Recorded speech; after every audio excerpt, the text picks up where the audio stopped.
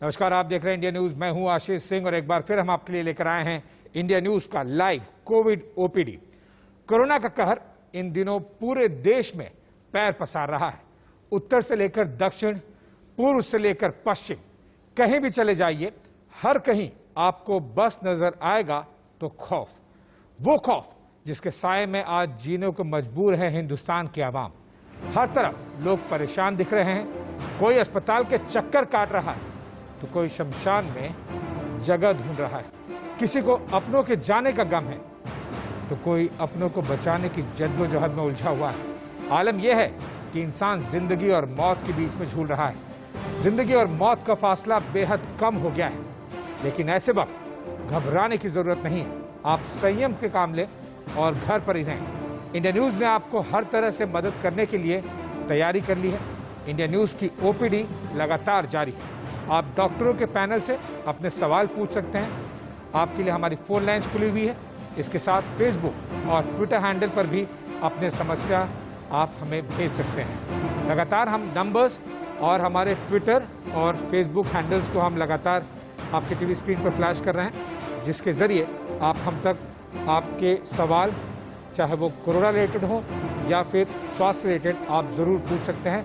हमारे पास expert doctors के panel live जुड़ेंगे कुछ समय में और फिर हम उन सभी प्रश्नों का उत्तर देने की कोशिश करेंगे।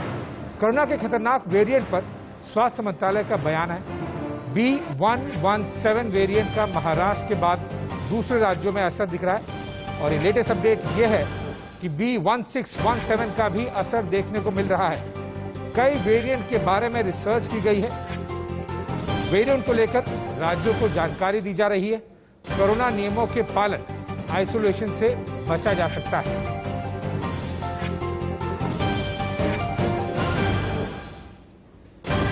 अगर किसी वेरिएंट की होती है तो हॉस्पिटल को बेटर प्रिपेयर्डनेस के लिए तैयार करता है कि जैसे ही केसेस की राइज हो, हमारे हॉस्पिटल किस प्रकार अपने आप को बेटर इक्विप करें, किस प्रकार लेटेस्ट ट्रीटमेंट स्ट्रेटजीज को अडॉप्ट करें, जिससे कि हमें उस बीमारी के लक्षण को समझने में और उस बीमारी के इलाज को समझने में मदद मिले। आखिरी चीज है कि हमारी इसका नेशनल और इंटरनेशनल पर्सपेक्टिव क्या है। नेशनल मैंने आपको सबको बताया, जैसा कि अभी हम देख ही रहे हैं रोजाना किस प्रकार हम प्रेस ब्रीफिंग में स्टेट से इंटरेक्शन में इस चीज को साझा करते हैं और इससे स्टेट को इस बात की जानकारी देने की कोशिश करते हैं कि उनके स्टेट में, उनके डिस्ट्रिक्ट में और दूसरे स्टेट्स में किस प्रकार का हमारे यहाँ सिनेरियो चल रहा है।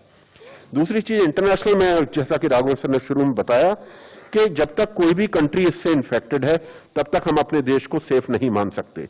तो इस पर्टिकुलर म्यूटेशन का, वेरिएंट का और सर्ज का एक बहुत बड़ा इंटरनेशनल रेमिफिकेशन भी है। तो अगर मैं इस बात को थोड़ा सा समराइज के रूप में आपको बताना चाहूं तो B.1.1.7 जो हमारा लीनिएज है, ये हमने देखा कि पिछले कुछ समय में डिक्लाइनिंग ट्रेंड में दिखा रहा है कंट्री में। जो कि शुरू में हमने देखा था, इसका काफी हद तक प्रकोप हमें जो है महाराष्ट्र में देखने को मिला था, फिर दिल्ली में भी देखने को मिला था।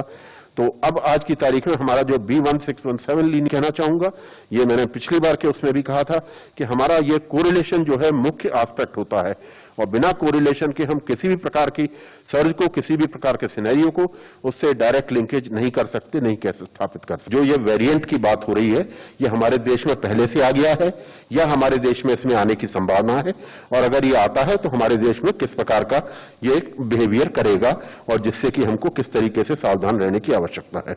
तो जैसा कि मैंने आपको बतलाया, ये कंसोर्शियम में ये 10 मुख्य लैब थे जिन्होंने ये बनाया और आज भी वही लैब इसके कार्य कर रहे हैं।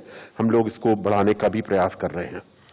अब मुख्य चीज इसकी यह है कि हम जीन का स्ट्रक्चर होता है उसमें म्यूटेशन देखने की कोशिश करते हैं, और जब कई सारे म्यूटेशन मिलके एक पर्टिकुलर जीन के पार्ट को चेंज करते हैं या उसमें एक ऐसा चेंज लाते हैं, तब उसको एक वेरिएंट कहा जाता है। और जब वेरिएंट बहुत ज्यादा हो सकते हैं तो वो एक स्ट्रेन का रूप भी ले सकते हैं, लेकिन हर स्ट्रेन जो है एक वेरिएंट जरूर होता है, लेकिन वेरिएंट स्ट्रेन नहीं होते। तो ये जैसे कि अभी अभी बतलाया, B.1.1.7 एक वेरिएंट था जिसको कि यूके में आइडेंटिफाई किया गया था। इसकी 50% ज्यादा ट्रांसमिसिबिलिटी पाई गई और इसमें से थोड़ी सी डिजीज की सीवियरिटी को भी ये स्टडी किया गया है, जिसका कि अभी अभी पब्लिकेशन हुआ है। एक सीवियरिटी को भी ये इंपैक्ट करता है। दूसरा वेरिएंट है B.1.3.1.5। ये वेरिएंट साउथ अफ्रीका में आइडेंटिफाई किया गया साइमल्टेनियसली, दोनों चीजें करीब करीब साथ हुई थी।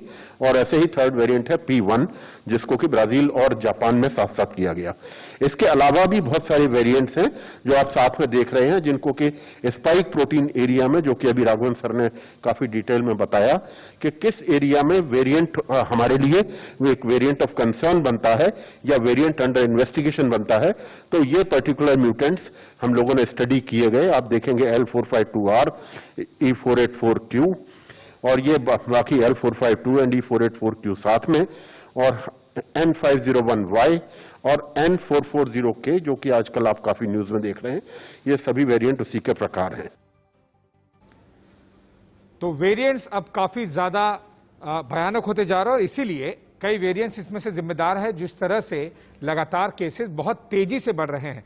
और इसी पर चर्चा करने के लिए हमारे साथ में डॉक्टर्स का पैनल जुड़ रहा है। सबसे पहले मैं उनको इंट्रोड्यूस कर दूं। फोर्टिस अस्पताल से एसोसिएट डायरेक्टर हमारे साथ में जुड़े हैं डॉक्टर कौशलकांत मिश्रा, और साथ ही हमारे साथ डॉक्टर अंकिता वैद्य भी जुड़ गए हैं जो कि कंसल्टेंट फिजिशियन है मणिपाल अस्पताल से। आप दोनों का बहुत बहुत शुक्रिया।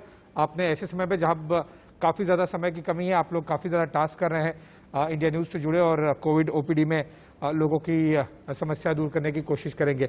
सबसे पहले आपके पास आना चाहूँगा डॉक्टर अंकिता वैद्य। जिस तरह से हम देख रहे हैं कि वेरिएंट्स अलग अलग आइडेंटिफाई किए जा रहे हैं, अब तो विदेशों के नाम से छोड़िए, अब तो स्टेट पर भी आंध्र प्रदेश के वेरिएंट का एक नया एग्जाम्पल सामने आया। इन वेरिएंट्स को रियल टाइम ट्रैकिंग को लेकर हमारी क्या क्षमता है, और दूसरी बात, क्या हम जैसे जैसे वेरिएंट्स आ रहे हैं उसको लेकर स्वास्थ्य मंत्रालय राज्य सरकारों को लगातार अपडेट करके वेरिएंट के हिसाब से एक्शन लेना प्रैक्टिकली पॉसिबल है कि अगर आंध्र प्रदेश में कोई स्पेसिफिक वेरिएंट है तो आंध्र प्रदेश एक एक्शन ले, दिल्ली में कुछ और है तो दिल्ली में कोई और एक्शन ले जाए? ये प्रैक्टिकली कहां तक पॉसिबल आपको लग रहा है? जो वायरसेस होते हैं वो म्यूटेट करते हैं टाइम टू टाइम, तो इसमें म्यूटेशन का स्तर कितना है, कितने परसेंटेज म्यूटेशन है, इसके हिसाब से वेरिएंट्स और स्ट्रेन का डेफिनेशन आता है। तो जो हम बात करें स्टेट वाइज वेरिएंट्स का या ओवरऑल जो हम देखा इनिशियली ग्लोबल वेरिएंट्स का था कि यूके है, अफ्रीकन साउथ अफ्रीकन वेरिएंट है, ब्राजील वेरिएंट है। अब इंडिया में भी हम देख रहे हैं कि बहुत तरह के वेरिएंट्स हैं जो कि सर्कुलेशन में है और लोगों को इन्फेक्ट कर रहे हैं। तो इसका जो सिंपल शब्दों में मैं समझूं तो ये है कि अगर किसी को एक वेरिएंट से इन्फेक्शन होता है तो बिल्कुल इफेक्टिव ना हो और उसको सेकेंड इन्फेक्शन भी हो सकता है ऑनगोइंग कोविड वेव में, जो अभी सेकेंड वेव की हम बात कर रहे हैं। तो इस और दूसरा ये है कि अगर हम अपनी कंट्री के इंफ्रास्ट्रक्चर को देखते हैं तो वेरिएंट्स पता करने के लिए हमें जीनोम टाइपिंग करना होता है। उसमें ये देखना होता है कि पूरा जीनोमिक स्ट्रक्चर जो है उसमें कहाँ कहाँ चेंजेस आ रहे हैं, म्यूटेशन कहाँ आ रहे हैं, और उस हिसाब से वेरिएंट और स्ट्रेन टाइपिंग करते हैं।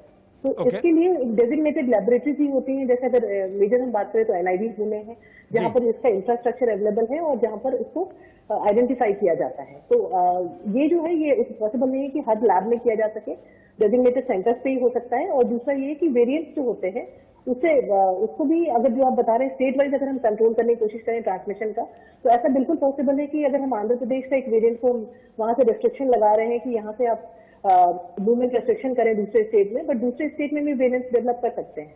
तो restriction particularly inter state variation के लिए बहुत ज्यादा हेल्पफुल नहीं होगा। बट जो हमारा कोविड एप्रोप्रिएट बिहेवियर है, अल्टीमेटली जो मैं जिससे मैं हमेशा स्ट्रेस देती हूँ, वो सबसे ज्यादा इंपॉर्टेंट होगा इस पैंडेमिक को कंट्रोल करने में। क्योंकि अभी जो भी वेरिएंट्स होंगे वो हो सकता है 2 महीने बाद एक नए वेरिएंट सामने आए, बट ये जो हमारा स्प्रेड है इन्फेक्शन का, इसको रोकने का मेन माध्यम यही है कि जो कोविड एप्रोप्रिएट बिहेवियर है उसको कंटिन्यू रखा जाए हर पोजीशन पे। जब आप इन्फेक्टेड रहे, वैक्सीनेटेड हो चुके हैं या आपको इन्फेक्शन हो चुका है, फिर भी आपको कंटिन्यू रखना है। तो ये बहुत इंपॉर्टेंट स्टेप है अपने आप को बचाने का कोविड इन्फेक्शन के लिए। ओके, इससे पहले कि हम एसोसिएट डायरेक्टर फोर्टिस अस्पताल के डॉक्टर मिश्रा के पास में चले, आप दर्शकों से एक बार फिर रिक्वेस्ट है कि ट्विटर हैंडल, फेसबुक और साथ ही साथ फोन नंबर्स है, आप अपनी समस्याएं सीधा कॉल करके डॉक्टर्स के पैनल के साथ में शेयर कर सकते हैं और वो उत्तर जरूर देंगे। डॉक्टर मिश्रा, हमने देखा कि अब तक कई स्ट्रेन्स और कई वेरिएंट्स आ गए हैं, इनमें से क्या इस तरह से कोई स्ट्रेन या वेरिएंट जो कि इंडिया में है, इंडिया में पाया गया है, भले ही इंडिया में ओरिजिनेट ना हुआ हो या फिर बाहर से आया हो, क्या कोई ऐसा स्ट्रेन पाया गया है जिससे कोविशील्ड या कोवैक्सीन इन दवाइयों का असर उस स्ट्रेन पे नहीं होगा? अभी तक ऑफिशियली इस तरह का कोई डेटा अवेलेबल नहीं है। ओके, पर मुझे नहीं लगता कि इस तरह का कोई वेरिएंट हो। इफिकेसी थोड़ी बहुत वैक्सीन की कम ज्यादा हो सकती है, वेरिएंट कोई भी हो इसका इफेक्ट उतना ही हो। तो हम लोग बार बार वेरिएंट की बात कर रहे हैं, वेरिएंट जैसे हम लोग की लाइफ स्टाइल चेंज होती जाती है। आज से 50 साल पहले हम कैसे रहते थे, कैसे रहने लगे, इस तरीके से वायरस भी अपनी लाइफ स्टाइल चेंज करता है। वो उसको कंट्रोल कर पाना, इन्फेक्शन को रोक पाना, वो हमारे हाथ में नहीं है। जो हमसे पहले डॉक्टर साहिबा ने बोला है, मैं उनसे बिल्कुल एग्री करता हूं, क्योंकि हमारे हाथ में नहीं, हम बात करके कुछ फायदा ज्यादा नहीं होने वाला। रिसर्च और साइंटिस्ट लोग के लिए छोड़ देना चाहिए। हमारे हाथ में जो है कोविड एप्रोप्रिएट बिहेवियर, हर आदमी सिर्फ कोविड एप्रोप्रिएट बिहेवियर की बात कर रहा है। मैं उसको आगे बढ़ाना चाहूंगा कि Covid appropriate behaviour, Covid appropriate administration, Covid appropriate politics, Covid appropriate infrastructure, ये सब होना जरूरी है। सिर्फ जनता के एप्रोप्रिएट बिहेवियर करने से ना ऑक्सीजन की सप्लाई आ जाएगी, ना दवाएं आ जाएंगी, ना बेड आ जाएंगे, ना हॉस्पिटल में स्पेस आ जाएगा, ना ही लोगों पे कंट्रोल आ जाएगा। तो मेरा ये मानना है कोविड एप्रोप्रिएट बिहेवियर सिर्फ बिहेवियर तक पब्लिक के लिए नहीं है, ये सबके लिए इक्वली है, एडमिनिस्ट्रेशन, पॉलिटिक्स, सरकार और हमारे लिए।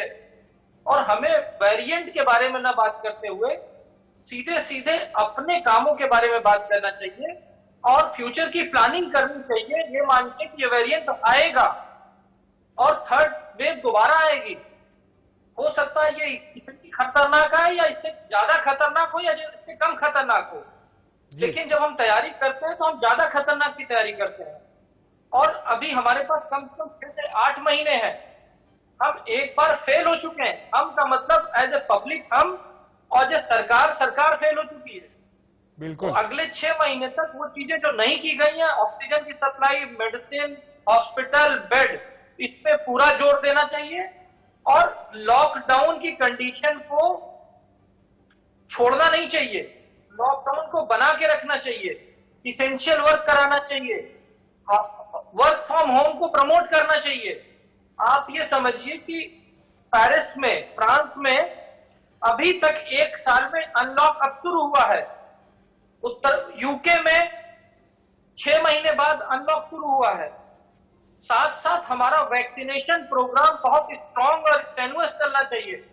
टारगेट पॉपुलेशन ये होनी चाहिए कि हम 6 महीने में करीब 90 करोड़ लोगों को वैक्सीनेट कर पाए, तब हम शायद थर्ड वेव से जीत पाएंगे।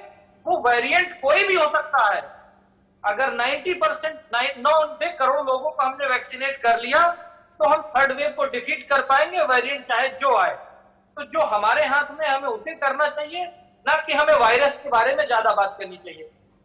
बिल्कुल, बहुत ही इंपॉर्टेंट बात कही आपने डॉक्टर मिश्रा। और जिस तरह से हम देख रहे हैं कि सरकारें फेल हुई हैं और आपने बहुत ही बेहतरीन तरीके से 4 अलग अलग वर्टिकल्स पर इसकी रिस्पॉन्सिबिलिटी दी है कि न केवल पब्लिक बल्कि इन सभी इंस्टीट्यूशंस का अपना अपना रोल है। डॉक्टर वैद्य, जिस तरह से हम देख रहे हैं कि डॉक्टर मिश्रा ने कहा कि वैक्सीनेशन होना चाहिए, जाहिर सी बात है।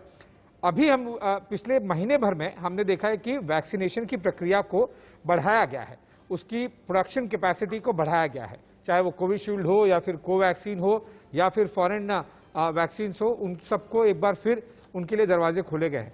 आपको लग रहा है अभी हम 15-16 करोड़ के आसपास में वैक्सीनेटेड हैं और उसमें से भी बड़ा आंकड़ा वो है जिन्हें सिंगल डोज लगा है। इन 15-16 करोड़ में से सभी 15-16 करोड़ को डबल डोज नहीं लगे हैं, मतलब वो पूरी तरह से सुरक्षित नहीं है। आपको लग रहा है कि 70, 80, 90 करोड़ तो छोड़िए, हम 4-6 महीने में किसी भी तरह से 50% लोगों को भी आबादी की, देश की वैक्सीनेट कर पाएंगे? देखिए, इसमें इम्पोर्टेंट अगर रोल प्ले करेगा कि वैक्सीन की सप्लाई जो है वो कंटिन्यूअस मेंटेन करे। तो वैक्सीनेशन का ऐसा बिल्कुल भी नहीं है कि सिर्फ 1 डोज दे दिया, क्योंकि जो भी मैक्सिमम देखा गया है इम्यूनिटी डेवलप करता है आफ्टर सेकेंड डोज के भी 2 हफ्ते के बाद। तो second dose is also very important. तो अगर फर्स्ट डोज लगा है और सेकेंड डोज नहीं लगा है तो वैक्सीनेशन इज इनकम्प्लीट। तो जो लॉजिस्टिक्स है वो वैक्सीनेशन की सप्लाई पे भी काम करना होगा कि वो दैट इज मेंटेन। हम 24 घंटे वैक्सीनेशन सेंटर खोल लें, हम सबको वैक्सीनेशन का अनाउंस कर दें कि 18 साल से ऊपर सबको वैक्सीनेट वैक्सीनेशन हम अलाउ कर रहे हैं, बट अगर वैक्सीन हमारे पास सप्लाई में नहीं होगी तो फिर ये चीजें मुमकिन नहीं है। तो सबसे पहली चीज जो है वो वैक्सीन की सप्लाई पे वर्क करना होगा, दूसरा उसके स्टोरेज पे वर्क करना होगा, और उसका जो कोल्ड चेन मेंटेनेंस है उस पर वर्क करना होगा। तो अगर ये सारी चीजें इन प्लेस होती है, फिर आता है टाइमिंग ऑफ वैक्सीनेशन की 24 घंटे कर सकते हैं, हॉलीडेज पे कर सकते हैं कि मैक्सिमम हम कवर कर सके। पॉजिटिव साइड अगर हम देखते हैं तो जो जितने नंबर ऑफ पॉपुलेशन अगर हमारा वैक्सीनेट हुआ है अराउंड 15 करोड़ के लगभग, तो उसमें ऐसा नहीं कि पूरी तरह से गवर्नमेंट फेल है, क्योंकि अगर हम देखें तो हमारा पॉपुलेशन ही बहुत बड़ा है, 130 करोड़ की आबादी है हमारे पास, जो कि अगर हम यूके की पॉपुलेशन देखें तो उसका डबल पॉपुलेशन हम ऑलमोस्ट वैक्सीनेट कर चुके हैं।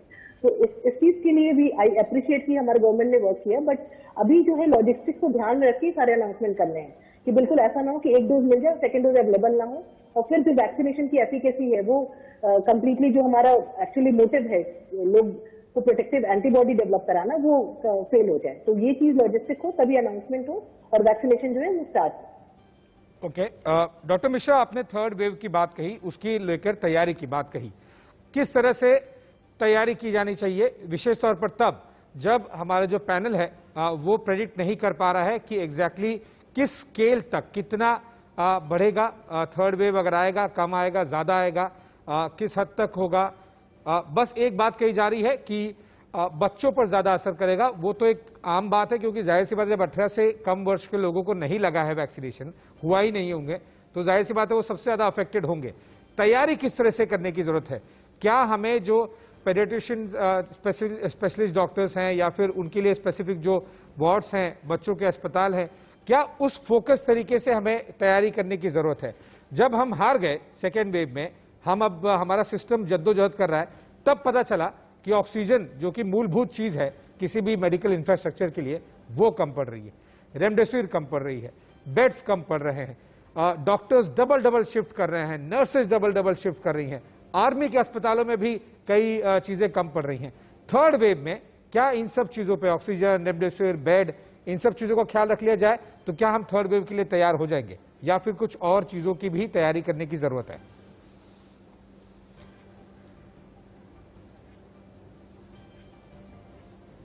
कितनी भी ताकत से लड़े, लेकिन अगर प्लानिंग ठीक होती तभी युद्ध जीता जाता है। युद्ध लड़ाई करने के पहले ही जीता जाता है, आपकी एक सक्सेसफुल प्लानिंग से। ओके, मुझे लगता है कि हम बड़ी आसानी से इसको कर सकते हैं।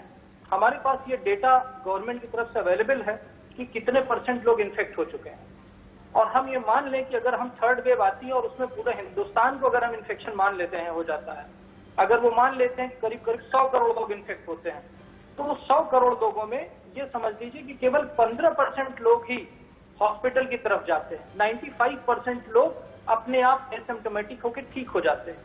यानी कि अगर 100 करोड़ लोगों के में इकट्ठा इन्फेक्शन भी हो गया, केवल 15 करोड़ लोग होंगे जो हॉस्पिटल जाएंगे। उस 15 करोड़ लोगों में, यानी कि जिनको ऑक्सीजन की शायद जरूरत पड़ सकती है, और अगर हम वो प्लान करते हैं और उसके बाद हम ये सोचते हैं कि उस 15 करोड़ में से करीब 1.5 करोड़ लोग आईसीयू में जाएंगे, तो यानी कि अगर हम इस तरह से तैयारी करेंगे जिसका डेटा साइंटिफिकली, और मैंने एक्सट्रीम बताया है, ये मुझे मालूम है इससे बहुत कम की जरूरत पड़ेगी, तो प्लानिंग आज के डेटा से हो सकती है। हाँ, जैसा थर्ड वेव में जो बातें समझ में आ रही हैं, एक कि हो सकता है वो इससे बड़ी वेव हो, दूसरा वो बच्चों को इन्वॉल्व करे।